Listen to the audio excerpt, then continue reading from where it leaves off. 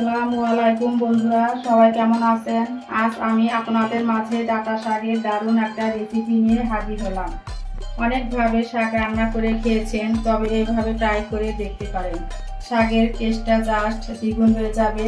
যারা শাক খেতে পছন্দ করেন না তারাও শাকের ফ্যান হয়ে যাবে। আমি এখানে শাক রান্না করার জন্য 3টা পেঁয়াজ কেটে নিয়েছি, একটা রসুন কুচি করে নিয়েছি, আর 10-12টা কাঁচামরিচ ফালি করে নিয়েছি, 2টা শুকনো মরিচ নিয়েছি। আর এখানে আমি এই যে ডাঁটা শাক নিয়েছি, 2 আটি শাক নিয়ে আমি এইভাবে কুচি করে কেটে নিয়েছি। এরপর আমি চলে যাই মূল রান্নায়। এখানে আমি একটি কড়াই বসিয়ে দিলাম, 1 কাপ পরিমাণ পানি দিয়ে দিলাম, 1 চামচ আমি এর ভিতরে লবণ দিয়ে দিলাম, 1/2 চামচ হলুদের গুঁড়া দিয়ে দিলাম। একটু নেড়ে চেড়ে মিশিয়ে নেব। শাকগুলো আমি দিয়ে দিলাম। শাক কেনার সময় একটু সবুজ দেখে, কচি দেখে শাকটা কিনবেন, তাহলে দেখবেন ভাজিটা খেতে খুবই ভালো হবে। শাক যদি ভালো হয়, শাকটা খেতেও তখন ভালো লাগবে। আমি একটু নেড়ে চেড়ে মিশিয়ে নেব। এখন আমি ঢাকনা দিয়ে ঢেকে রাখবো। আবারও ফিরে আসলাম 5 মিনিট পর। দেখুন শাক থেকে কতটা পানি ছেড়ে দিয়েছে। কাঁচামরিচ একটু বেশি দিলাম, শাক রান্না একটু ঝাল বেশি হলে খেতে ভালো লাগে। আর পেঁয়াজ কুচি দিয়ে দিলাম। আমি চুলার আঁচটা হাইতে রেখেছিলাম। দেখুন শাকের কালারটা কত সুন্দর এসেছে। হাই হিটে চুলার আঁচ রেখে শাক রান্না করলে শাকের কালারটা খুব সুন্দর আসে। শাকটা আবারও ভালোভাবে নেড়ে ছেড়ে নিলাম। এখন আমি মাঝারি আছে আরো কিছুক্ষণ সেদ্ধ করে নেব। আবারও ফিরে আসলাম 5 মিনিট পর। শাকটা খুব সুন্দরভাবে সিদ্ধ হয়ে গেছে। এই পর্যায়ে আমি একটা হাতার সাহায্যে শাকটা ভালো করে থেতে করে নেব, তাহলে শাকটা খেতে বেশি ভালো হবে, টেস্টটা খুব ভালো হয়।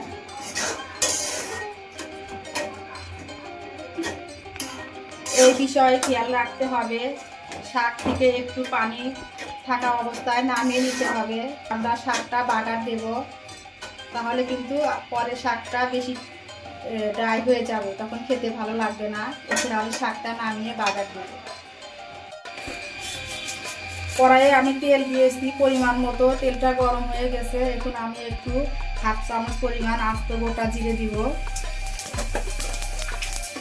জিরাটা আমি 5 সেকেন্ড ভেজে নেব।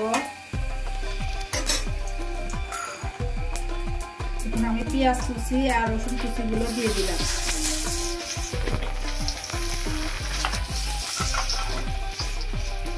শুকনো মরিচ 2টা দিয়ে দিলাম।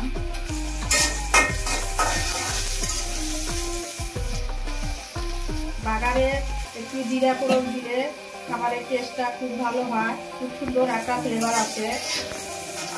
পেঁয়াজ আর রসুনটা আমি লাস্টে করে ভেজে নেব। পেঁয়াজ আর রসুনটা ভাজতে ভাজতে লাল কালার চলে এসেছে। এখন আমি শাকটা এর ভিতর দিয়ে দেব। খুব সুন্দর একটা কালার চলে এসেছে। উঠে রাখা শাকটা আমি দিয়ে দিলাম।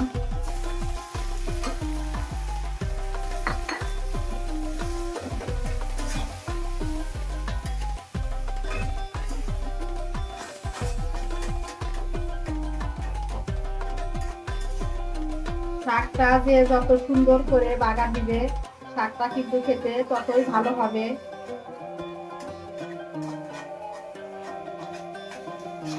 শাক ভাজিটা আমার প্রায় হয়ে গেছে।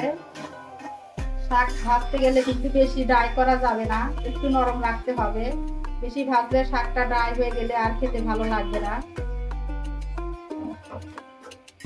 এভাবে শাক রান্না করে খেয়ে দেখবেন। আমি যে নিয়মে শাক রান্না করলাম, সেম এই নিয়ম ফলো করে শাক রান্না করে খেয়ে দেখবেন, একদম খেতে খুবই ভালো লাগবে, অসাধারণ লাগবে খেতে। যে কোনো শাক এভাবে রান্না করবেন।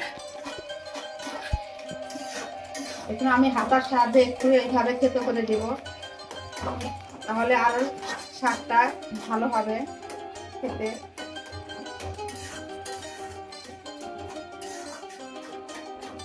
শাকটা হয়েই গেছে। এখন আমি একটু নাড়াচাড়া করে নামিয়ে ফেলব।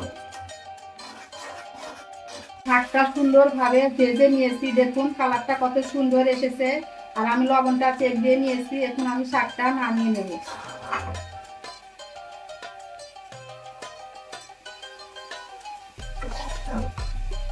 তৈরি হয়ে গেল ডাঁটা শাক রান্না।